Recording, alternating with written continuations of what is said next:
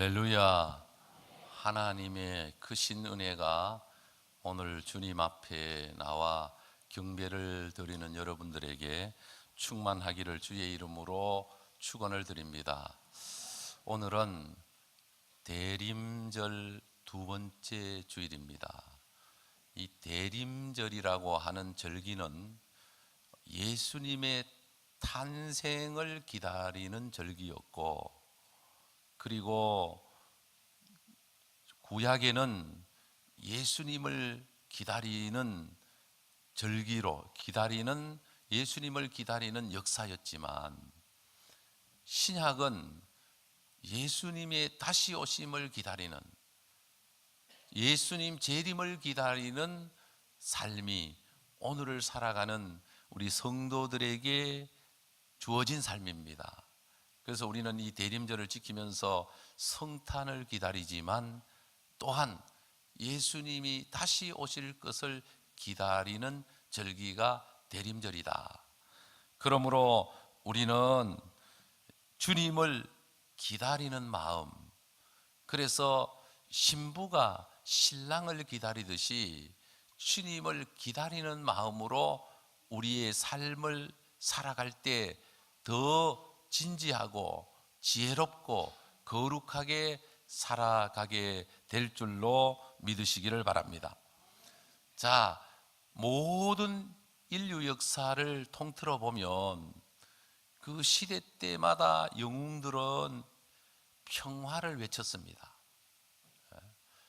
내가 세계를 평화롭게 하겠다라고 하는 영웅들의 함성들, 그리고 어느 나라, 어느 민족이든 궁극적으로 바라는 목표는 이 땅에 평화가 이루어지는 것이었습니다.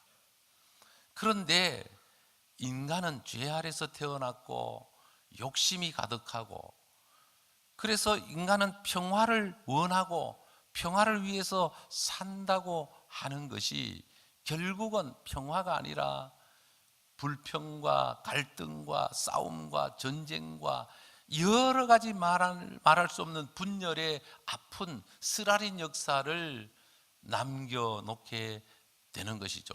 왜 그러느냐? 인간 속에는 죄성이 있기 때문에 인간 힘으로는 이 땅에 평화를 이루어 갈 수가 없습니다.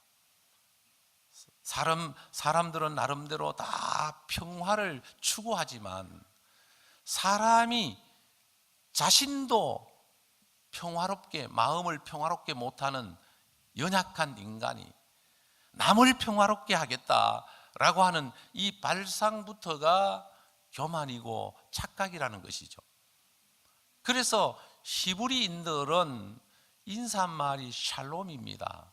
하나님이 주시는 평화, 하나님이 당신에게 평화를 주기를 원합니다. 이런 인사말이 히브리인의 인사말입니다. 그들은 구약에도 신약에도 지금도 그들은 인사할 때 샬롬이라고 인사를 합니다. 하나님의 평화가 당신에게 깃들기를 원합니다. 하나님의 평화가 이 땅에 넘치기를 원합니다. 하나님의 평화가 우리 안에 넘치기를 원합니다 라는 인사말이죠. 그러므로 우리는 깨달아야 할 것은 우리에게 진짜 평화는 주님으로부터 온다.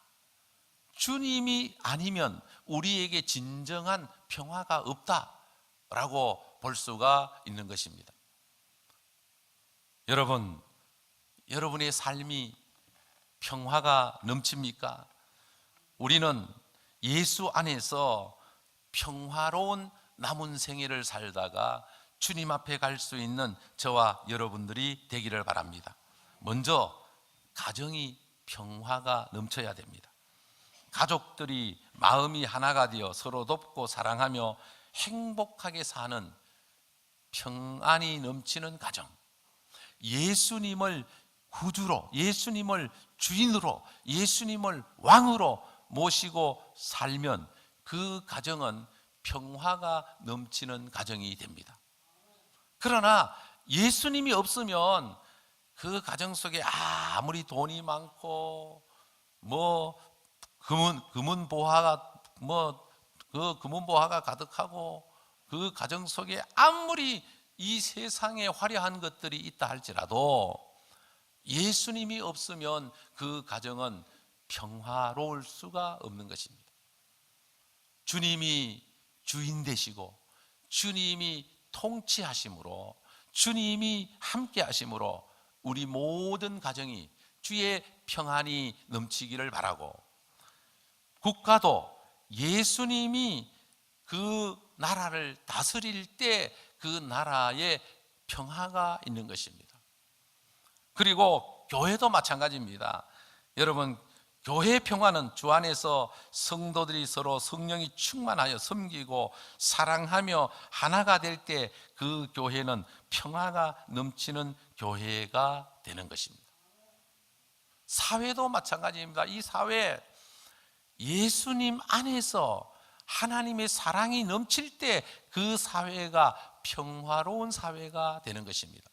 역사 가운데 전무후무한 사건이 성경에 기록되어 있는데 사도행전 2장 41절에서 47절과 4장 32절에서 34절의 말씀에 나와 있는데 어떤 내용이냐 하면, 그들이 성령 충만함을 받고 사도들의 가르침을 받아 날마다 모이기에 힘쓰고 기도하며 찬송하며 감사하며 서로 떡을 떼며 나누어 주는, 자기 것을 자기 것이라 주장하지 않고 서로 섬기는, 누구나 다 필요로 하고 존중히 여기고 사랑하는 아름다운 공동체, 이런 공동체가 사도행전에 나타나는 공동체인데 성령 충만함으로 이루어진 전무후무한 사건이었습니다.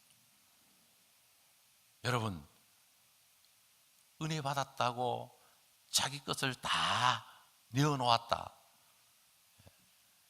그것도 한 사람이 아니고 많은 사람들이, 가진 사람들이 은혜 받고 다 내어놓아서, 그 당시에는, 옛날은 가난한 사람이 더 많았거든.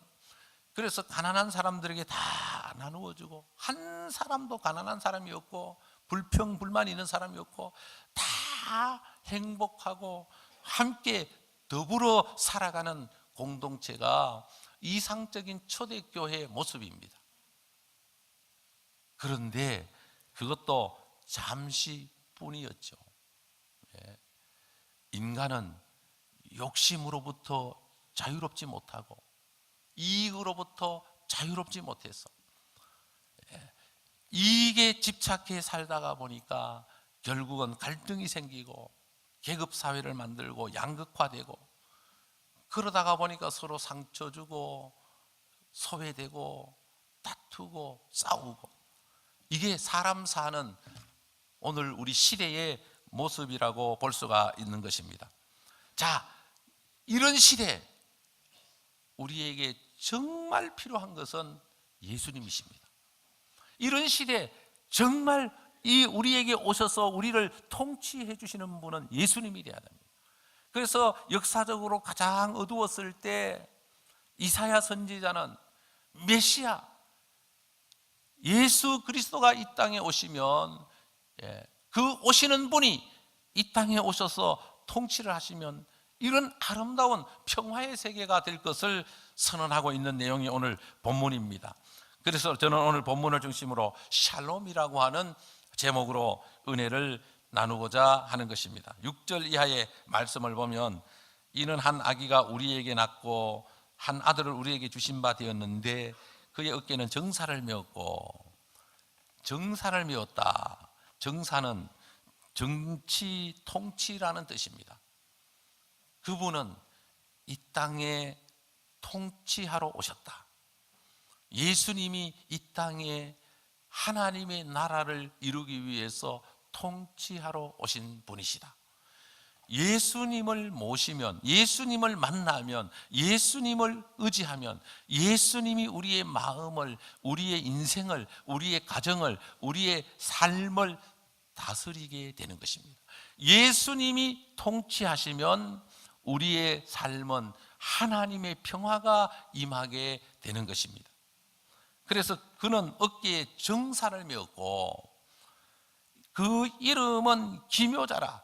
기묘자는 기이하고 신묘하고 기적이 일어나는 그런 이제 놀라운 분이시다. 예수님은 이 땅에 오셔서 기적을 일으키신 분이십니다. 죽은 자를 살리셨고 병든 자를 고치셨고 귀신 들린 자를 귀신을 쫓아내 주셨고 바다 위를 걸으시고 오병이어의 기적을 통해서 많은 사람을 먹이시고 주님은 이 땅에 오셔서 기적을 통해서 하나님의 통치가 무엇인가를, 하나님의 역사가 어떤 것인가를 직접 보여주신 분이십니다. 그리고 모사라, 모사는 상담자라는 뜻입니다. 예수님은 우리의 가장 확실한 상담자입니다. 지금은 상담학이 발전을 해서 많은 분들이 상담을 이제 공부를 하고 교육을 받습니다. 그래서 상담학 박사가 되기도 하고 석사가 되기도 하고 학사 과정에서도 배우게 되고 상담을 많이 배우게 되죠. 어느 분은 상담을 공부해서 정말 많은 사람들에게 영향력을 끼치고 훌륭한 상담학자가 되었는데 많은 사람들이 그를 보면서 이런 얘기를 합니다. 저 사람이 상담받아야 될 사람이야. 상담학 박사인데 자기에게는 더 큰 문제가 많은 거예요. 제가 왜 이 얘기를 하느냐 하면 우리 인간은 진짜 상담자가 될 수 없다는 거예요. 진짜 상담자는 예수님이 우리의 상담자입니다. 우리 인생의 근본적인 문제, 본질적인 문제는 인간에게 찾아가 봐야 더 큰 상처를 받습니다. 그래서 저는 목회하면서 그런 얘기를 가끔 합니다. 여러분, 문제가 생기면 저한테 물어보지 말고 상담받지 말고 주님 앞에 가서 물어보고 주님한테 상담을 받으십시오. 왜냐하면 주님이 진짜 상담자이기 때문에. 목사한테 깊은 얘기를 해놓으면 나중에 해결되고 나면 오히려 더 관계가 좋지 않아요. 아이고, 저 목사님이 내 사정을 다 알고 있는데 뭔가 얼굴을 대하기가 힘들고. 여러분, 우리의 깊은 내면에 있는 고통, 아픔, 문제 사람은 해결해 줄 수가 없어요. 주님 앞에 가지고 나가서 진솔하게 내어놓고 회개하고 기도하고 주님께 맡기면 주님은 내 어떤 문제라도 해결해 주시는 분이십니다. 능력이 많으신 분이십니다. 그렇기 때문에 우리 인생의 문제, 우리의 어떤 영적인 문제, 우리의 삶의 진정한 문제는 주님께 상담을 받아야 돼요. 주님은 모사라, 상담자, 이 땅에 상담자로 오셨다. 상담자. 그 다음에 전능하신 하나님이시라. 인간은 육신의 눈으로는 영이신 하나님을 볼 수가 없어요. 육신의 눈으로 영적인 세계를 볼 수 없도록 하나님이 만드셨어요. 우리가 만약에 모든 걸 다 본다고 하면 우리는 못 살아요. 모든 소리를 다 듣는다면 우리는 못 살아요. 우리 육신이 지탱하고 육신이 살아가는데 합당하도록 하나님이 지으셨어요. 그래서 바람도 보이지 않고 공기 속에 있는 것도 너무 멀어도 안 보이고 너무 가까워도 안 보이고. 우리는 볼 수 있는 게 많지만 볼 수 없는 것도 많아요. 왜? 인간이고 육신을 갖고 있기 때문에. 우리가 만약에 모든 소리를 다 듣는다면 우리는 살지 못해요. 지구가 지금 자전하고 있는, 공전하고 있는 이 소리를 우리가 만약 들을 수 있다면 우리는 못 삽니다. 밤에 잠을 못 잡니다. 우리는 적당하게 듣는 것이 은혜입니다. 연세가 많아지면 많아질수록 이제 보는 것도 흐릿하고 듣는 것도 희미하고 그래야 마음이 편해지는 거예요. 연세가 많이 들어가지고 온갖 소리 다 듣고 온갖 것 다 보면 스트레스 받아가 밤에 잠 못 주무십니다. 하나님은 우리에게 적당하게 그저 이제는 못 볼 걸 못 보게 하고 못 들을 걸 못 듣게 해서 마음 편안하게 살도록 만드신 거거든요. 그래서 억지로 더 보겠다고 가가지고 막 어떤 이 수술하고 그냥 막 그래 할 필요 없어요. 주어지는 대로 살다가 하나님 부르면 가는 게 제일 편합니다. 우리는 오늘 우리가 믿는 하나님은 전능하신 하나님이시라. 그런데 이 하나님을 우리가 볼 수가 없어요. 그런데 하나님께서는 우리로 하여금 육체를 가진 눈으로, 육신의 감각으로 보고 알 수 있도록 육체를 입고 이 땅에 오신 하나님이 예수님이세요. 그래서 예수님을 통해서 하나님을 보고 하나님을 알고 하나님을 믿게 하는 것입니다. 빌립이 예수님께 질문을 합니다. 하나님 보여주십시오. 예수님이 이런 대답을 하십니다. 빌립아, 나를 본 자는 아버지를 보았고 내가 아버지 안에, 아버지가 내 안에 있느니라. 예수님은 이 땅에 오신 하나님이십니다. 예수님을 만나면 하나님을 만나는 겁니다. 예수님 안에 하나님이 계시고 하나님이 예수님을 통해서 이 땅에 오셔서 구원의 역사를 펼쳐 가시는 것입니다. 그래서 하나님은, 예수님은 참 하나님이시요 참 사람으로 이 땅에 오신 분이십니다. 우리는 인성을 가지고 있지만 예수님 속에는 신성과 인성이 함께 공존하고 있는 것입니다. 그래서 예수님을 통해서 하나님께로 가는 길이 열렸고 예수님을 통해서 하나님을 만날 수 있는 은혜가 이 땅에 임했고, 그래서 하늘에는 영광이요 그의 기뻐하심을 입은 자들에게는 평화로다. 하나님의 영광과 하나님의 평화가 예수 그리스도를 통해서 이 땅에 임했다는 것이죠. 하늘의 평화를 우리가 누리려면 예수님을 만나고 예수 안에서 살면 하늘의 평화가 이 땅에 비둘기처럼, 성령이 비둘기처럼 임하는, 참으로 임하여 지는 줄로 믿으시기를 바랍니다. 그 다음에 오늘 이 말씀에 보면 평강의 왕이라 할 것임이라. 평강의 왕, 평강의 왕이라 할 것임이라. 어떤 면에서 가장 중요한 표현입니다. 예수 그리스도는 그 어떤 사람도 줄 수 없는 진정한 평강을 하나님의 백성들에게 주시는 평강의 왕이십니다. 예수 안에 참 평강이 있습니다. 예수 안에 참 기쁨이 있습니다. 예수 안에 참 소망이 있습니다. 예수 안에 영생이 있고 예수 안에 진정한 축복이 있습니다. 오늘 여기에 왜 왔습니까? 예수님을 만나려고. 우리는 주님 안에서 하늘에서 내려오는 참 평화를 맛보려고 우리는 이 자리에 앉아 있는 것입니다. 저는 가끔 이 찬송 가사말을 좋아합니다. 내 영혼이 극히 깊은 데서 맑은 가락이 울려나네. 하늘 곡조가 언제나 흘러나와 내 영혼을 고이싸네. 평화, 평화로다.